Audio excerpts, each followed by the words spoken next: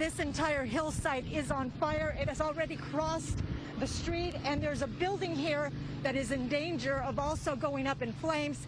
I don't know exactly what it is, but I believe it said water meters, something like that. But you can see this is an incredible wind-driven fire. The Eden fire started around 6:30 p.m. with just an estimated 20 acres. And the blaze, as you can see, it has quickly exploded into more than 200 acres, and it keeps growing. There are so many homes here in danger, and that is why officials have issued a mandatory evacuation order in the area that is just west of the Eden Canyon Golf Course. People living on these streets also have to evacuate immediately. And I heard a lady earlier saying she didn't want to leave because she's got animals. And so there was a sort of a thing that was going back and forth. But people living on these streets, they have to leave immediately. You can see how dangerous the situation is. These are the streets: Kinalea Canyon Road, Outpost Lane, Glen Springs, Coolidge, Miranda, Roosevelt, Vernada, Canclair, and areas east of Altadena Drive. As you can see, this is a fast-moving fire, and these winds are absolutely wicked. And I think that we ourselves are going to have to end up moving because our vehicles are down here. And this just keeps moving down. Now, we came from upland, and I got to tell you, oh my goodness, the winds out there were so strong.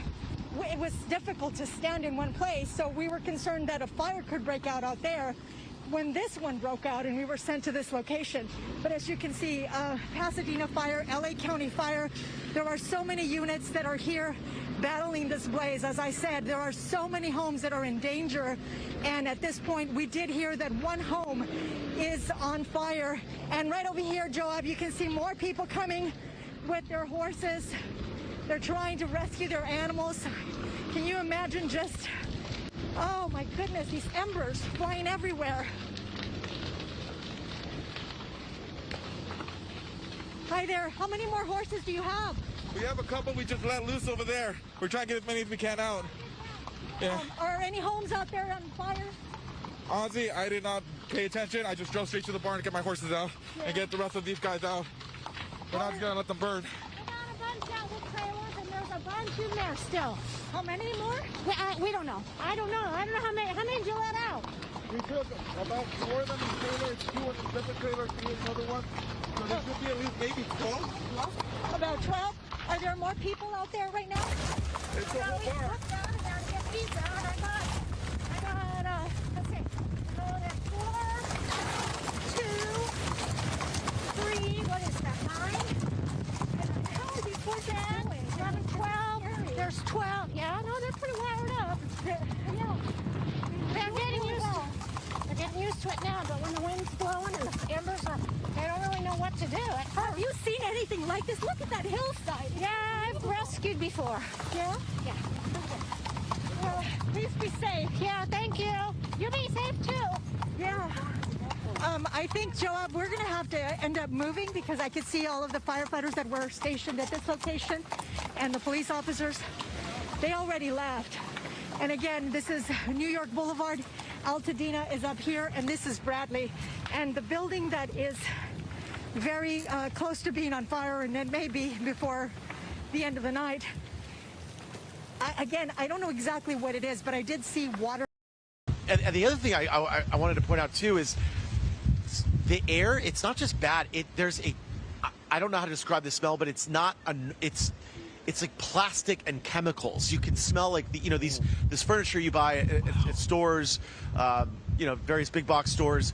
It's not just wood. It's made with all kinds of chemicals and all kinds of other products, right? I mean, so when this stuff burns, you're smelling plastic and other materials that these newer furniture is made out of, and all the other things that are in people's homes.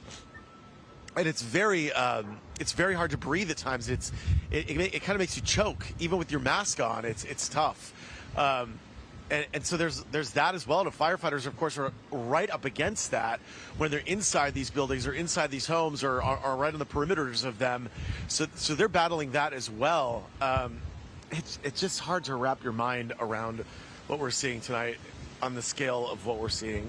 It really is. You know, that's the same building that you showed us not long ago where firefighters were inside, right? As you said, going door to door, trying to make sure that people had gotten Yeah. out. Yeah, exactly. I think they were definitely going like floor to floor. It looked like they were going, it looked like they were going in the building. I mean, firefighters are so fearless. But yeah, they were definitely making a very thorough check to make sure no one was there. It didn't look like anyone needed to be rescued while we were there. No, so that's it good, didn't. right? So we know that nobody was like trapped in there. And you never know, right? Because somebody could have special needs or they could have a physical disability that would prevent them from getting out of a wheelchair or some other situation. So obviously you just don't know. And it's unclear how long this area has not had power. So that's another issue as well. Maybe somebody wasn't able to get the call out or, but the good news is we did not see anybody who was being resuscitated or rescued from this particular location. And so, but just looking behind the building, it's just an orange glow behind the building as well, where we saw structures in the hillside burning. It just, this is such a monster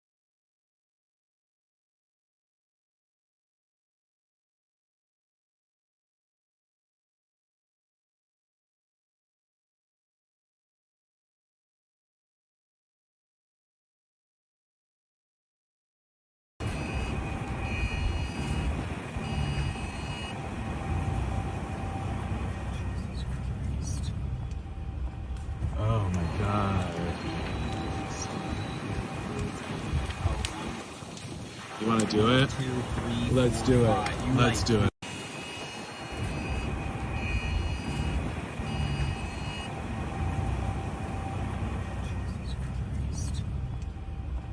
Oh my God. You want to do it? 2, 3, Let's do it.